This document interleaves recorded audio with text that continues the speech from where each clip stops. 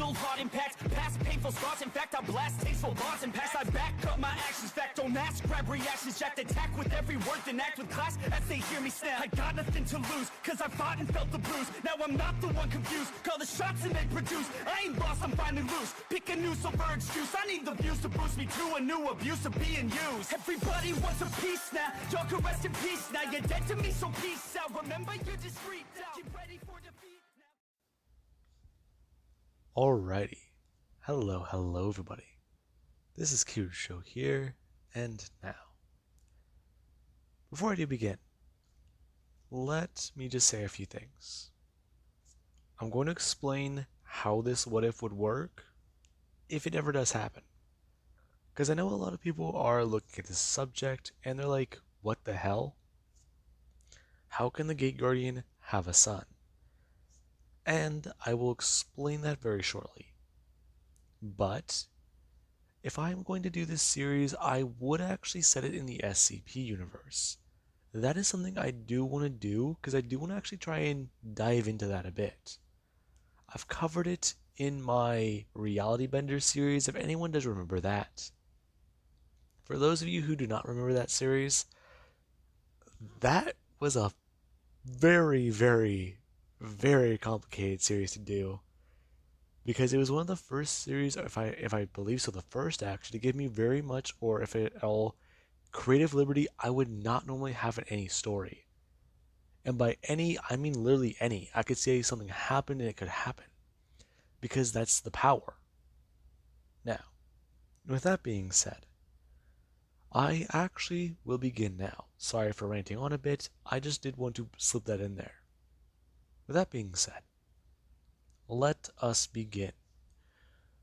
We'll actually start with in an interrogation room, where Deku, he is actually sitting down. And right now, he's actually being interrogated or talked to by a doctor. In the years that Deku has been within the Foundation's custody, he has not shown any hostility. In fact, he doesn't really seem to be all that different from a normal human. The only problem is the glow in his eyes. They're pure white, and they do shine even in the dark.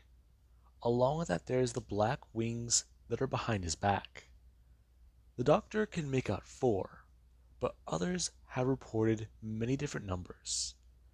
And it does appear that just like his quote-unquote father, he does share that regard. The researcher continuing further questions, as Deku is answering them to the best of his abilities. To which we actually have where he does turn his head and look right into the mirror that is there. On the other side, there is researcher Midoriya and another doctor. Inko, as she does stare at the sun she does have, she does actually somewhat shiver, as the other doctor does take notice to that. Are you alright? No, I'm not. I don't like that I'm basically forced to work with this project. This SCP is not what I do like. Well, it is understandable. He is your... Please do not finish that sentence. I don't want to hear it. That's all. If anything, that thing just came out of me. It was not my choice. It's all still fuzzy to me. If you don't mind me asking, exactly what happened? Well, it was very early on in my career. The Foundation, they liked my work. They liked many of the things I worked on, some of the papers I published. And I may or may not have actually made a discovery somewhere. Discovery? Yeah. I was going to college and I discovered the staircase. Oh, wait, you mean SCP? Yes, I did. Upon me discovering it, I quickly tried to talk about it online, ask anyone if potential things like this existed. There were cases of missing students in the school already. And whenever the Foundation caught report of a strange girl or woman poking around, they quickly swept in. And not only was everything I posted deleted, but the school later became Foundation sites. And the Foundation actually picked me up. I believe they may have read how exactly I thought the thing may have come into creation. Wait, so you're saying that? Yes, I am. But that's how the Foundation found me. As for that thing in there, I can tell you the story. The first ever incidents of the Gate Guardian leaving his post, leaving Eden unprotected for roughly 2 to 3 minutes. Not even enough time to set up a drone or send in a team. And the only thing that happened in return was me ending up pregnant. Pregnant? So you were saying you carried it to term? Yes, I did. However, upon realizing that it wasn't my boyfriend's and that it actually had wings, it did seem very strange. I noticed particular anomalous abilities during my pregnancy, but I just believe that that may be because I myself may be becoming anomalous. But that was not the case. Whenever I was 3 months pregnant, and I was still conducting research on safer SCPs, an SCP broke containment, and whenever it tried to attack me, well, shining light that was blinding. It just appeared over me and protected me. Ironically, it saved my life. But that wasn't just for my sake. Oh my god. Yes. I was a part of a research team that they were leading an expedition to the Gate Guardian. They had this idea that people they could reason or talk with it. Many attempts that researchers have made to interact with a Gate Guardian, they don't go too well. SCPs obliterated on sight. Drones obliterated on sight. Certain personnel that do not refuse to turn back, or they refuse to turn back, obliterated on sight. But then there was me. Whenever I stepped into the 1 mile radius, it seemed off. It seemed strange. It seemed that I was immune. Me and many other of my colleagues. It's unique, yes. It was the first ever reported incident. I don't know what happened or how. We got within arm's reach of the gate. I could see past this creature. Whenever it stepped forward and moved, it was just a wave of the hand. Me and my colleagues disappeared. You all disappeared. Yes. The first ever recorded instance of the Gate Guardian leaving his post. And then, soon afterwards, he returned to his post like nothing happened. Only I remained. My colleagues, I believe, are dead. My friends are dead. I'm so sorry. I didn't mean to bring it up, but yes. And then, shortly afterwards, the sickness, the growths, the changes, everything. The moment the Foundation found out that I was pregnant, they seemed happy for me. However, after the instant where I was protected, they quickly contained me and found out what may be going wrong. Upon testing and actual doctor's visits, they found him. Okay, but he's still your son. No, he is half human, half whatever he is, the Gate Guardian, half angel, I guess. If you do want to assign at least a name or designation, I understand that.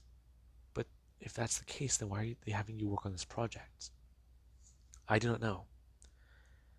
They think that Me being here could calm him down if case anything ever happens. He has been known to broke containment or break it. However, that is only to secure and contain other threats, ones that could be considered more volatile. In fact, they've actually had ideas to cross-test him with, well, 683. You can't be serious. But what can he do then? Just about everything his father can. Then again, he wasn't really that much fun. All he told me was they needed assistance. The Foundation will face a danger. And he sent an assistant, you can say that. He sent help. The Foundation, they don't really like to specify what kind. However, you're above clearance level 5. Or level 4 actually, so you can still know this. However, if you do try to tell anyone, you will quickly be anesthetized and thrown into a different place. Possibly even broke down to the rank of D class. Now, do you understand that before I do repeat this? Yes, I understand, Miss Midoriya. Perfect. The Gate Guardian. He sent him to help. The Foundation, they believe that somewhere far in the future, it's possible that an old god, similar to the Scarlet King, or even the Scarlet King himself, could break free. And that the reason why he was sent here was to kill him. The boy inside that room, the instance of SCP inside that room, it on its own is devastatingly powerful. It's been known to wipe out other SCPs and even rival people and even surpass them, just as Cain and Abel. Those two cannot stand to his might, even whenever one of them is on a rampage. That's insane. But he's half human. Doesn't that mean he can still take damage? He has a physical body. Does he need to eat, sleep, do anything? While he can do that, it doesn't appear to actually last long. He does radiate a black energy. However, that said energy, it does show its own conductive properties, just like how a black light would work. They believe that it may be because I myself was not pure, and that the Gate Guardian, he made a mistake. But, Miss Midoriya, you're saying the limits of his indestructibility are unknown. Many of his abilities are unknown, since we believe he may have more. Speculation shows an infinite number of abilities could exist with him. However, our diagnosis for right now is just the base abilities of the Gate Guardian.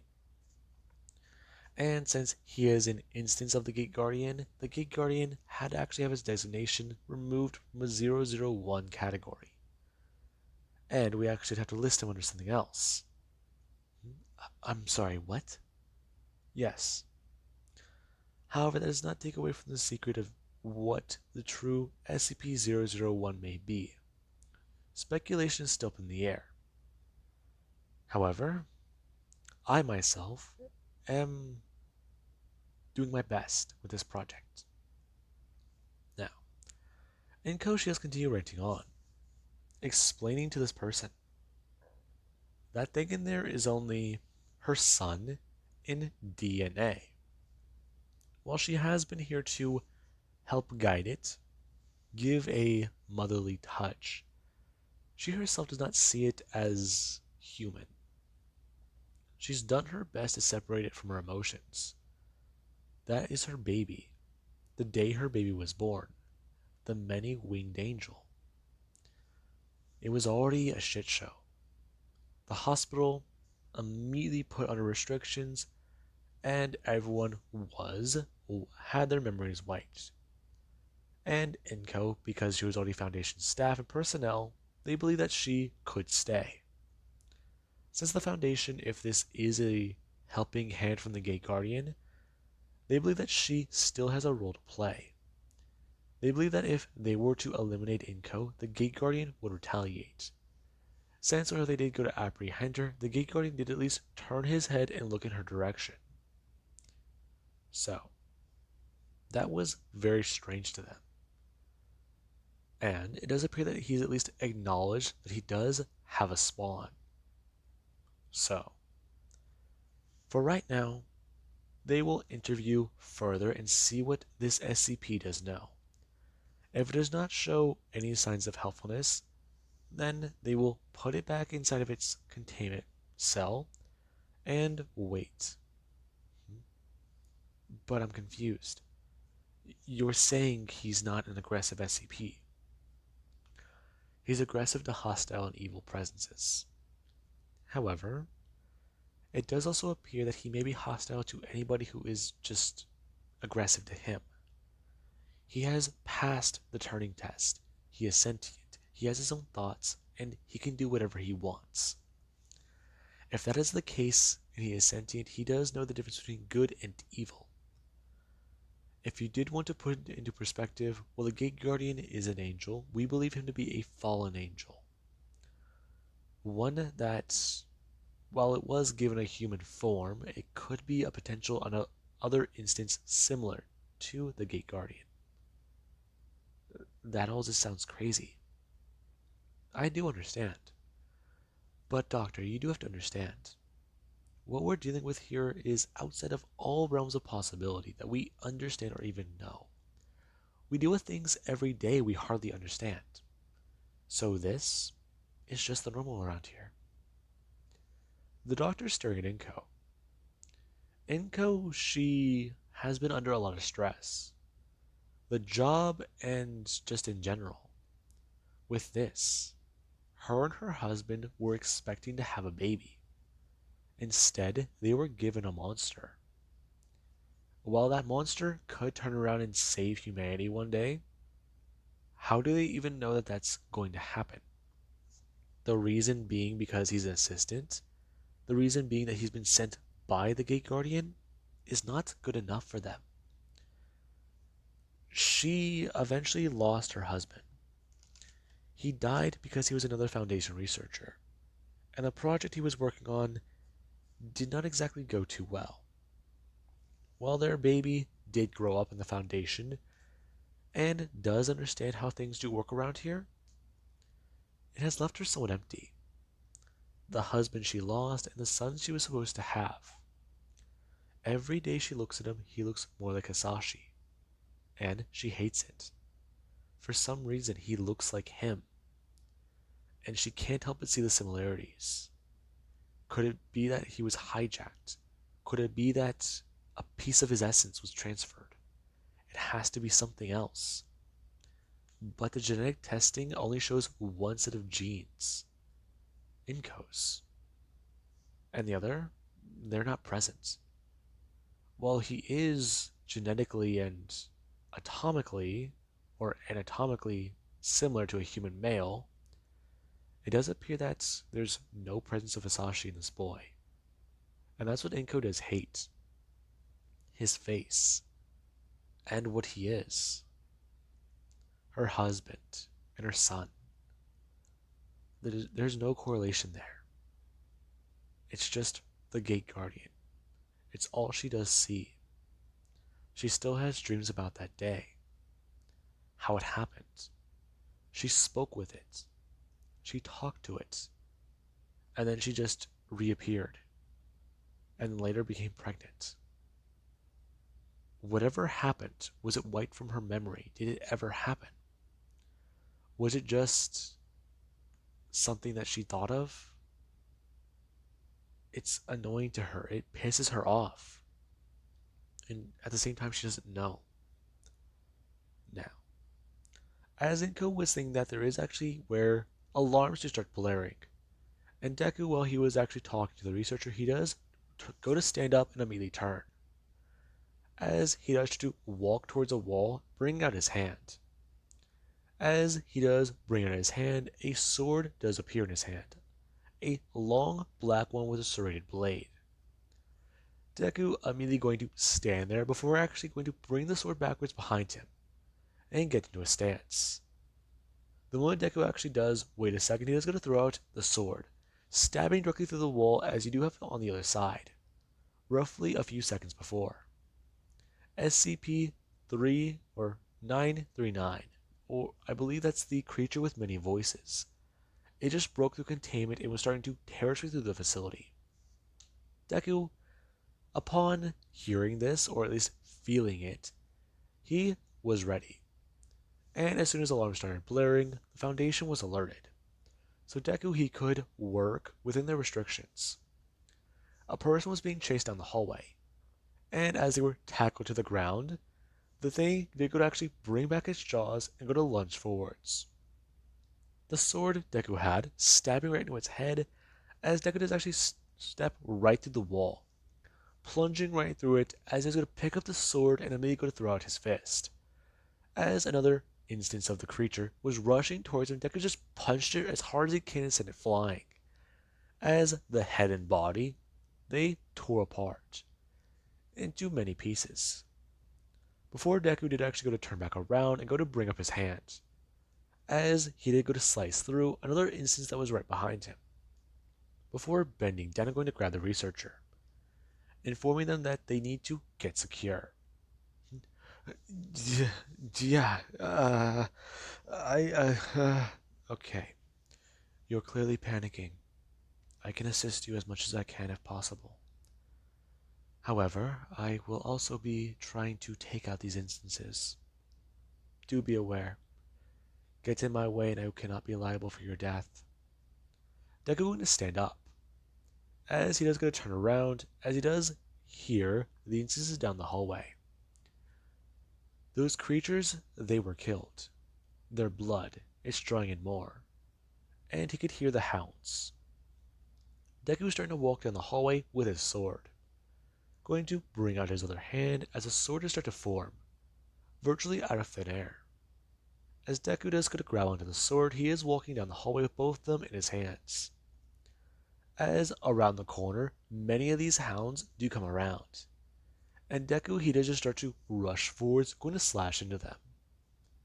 Now, with that being said, I do believe that this will wrap up this mini shot.